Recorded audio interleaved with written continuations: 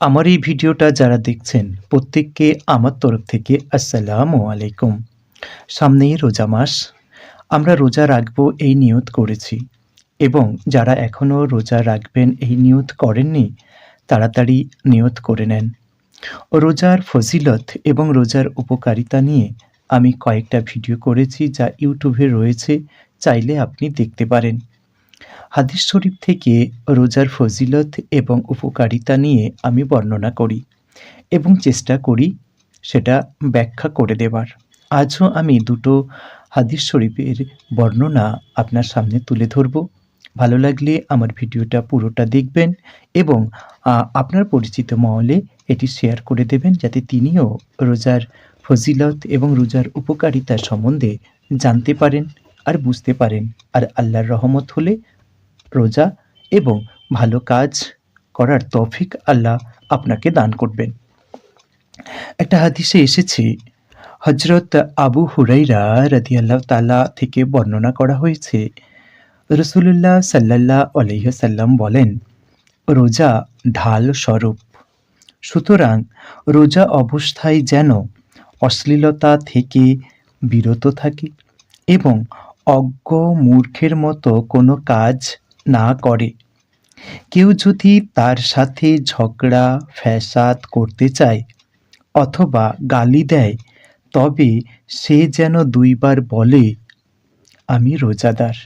কত সুন্দর কথা নবী করিম সাল্লাল্লাহু আলাইহি সাল্লাম বলেছেন। ওই সত্তার শপথ যার নিয়ন্ত্রণে আমার প্রাণ। অবশ্যই রোজাদারের মুখের দুর্গন্ধ আল্লাহর নিকট মিশকের ঘ্রাণের চেয়েও অধিক উৎকৃষ্ট। সে আমারই জন্য পানাহার এবং কাম প্রবৃত্তি পরিত্যাগ করে। রোজা আমারই জন্য, তাই এর পুরস্কার আমি নিজেই দান করব। কত সুন্দর আল্লাহ তাবারক তাআলা নবী করিম সাল্লাল্লাহু আলাইহি সাল্লামের মাধ্যমে আমাদের মতন সাধারণ ক্ষুদ্র গুনাহগার মানুষের কাছে এই সুন্দর বার্তা প্রেরণ করলেন। রোজার আরেক ফজিলত এবং উপকারিতা নিয়ে আরেকটা হাদিস আপনার সামনে বলবো। হযরত শাওল রাদিয়াল্লাহু তাআলা থেকে বর্ণিত, নবী করিম সাল্লাল্লাহু আলাইহি ওয়াসাল্লাম বলেন, জান্নাতের মধ্যে রায়ান নামক একটি দরজা আছে।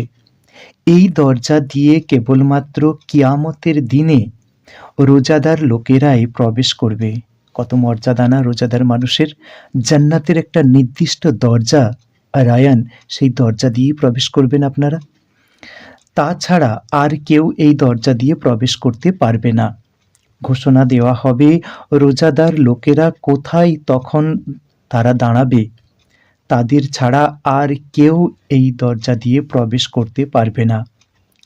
তাদের প্রবেশের পরেই দরজা বন্ধ করে দেওয়া হবে, যাতে এই দরজা দিয়ে আর কেউ প্রবেশ করতে না পারে। ছোট্ট ছোট্ট হাদিস আপনার সামনে তুলে ধরছি, ব্যাখ্যা করছি। ভালো লাগলে পুরো ভিডিওটা দেখবেন এবং পরিচিত মহলে ছড়িয়ে দেবেন। আমাকে একটু সাপোর্ট করবেন যাতে হাদিসের এই সুন্দর কথাগুলো দিনদার মুসলমান, ভোলাভালা মুসলমানদের কাছে আমি পৌঁছে দিতে পারি। আমার জন্যেও একটু দোয়া করবেন।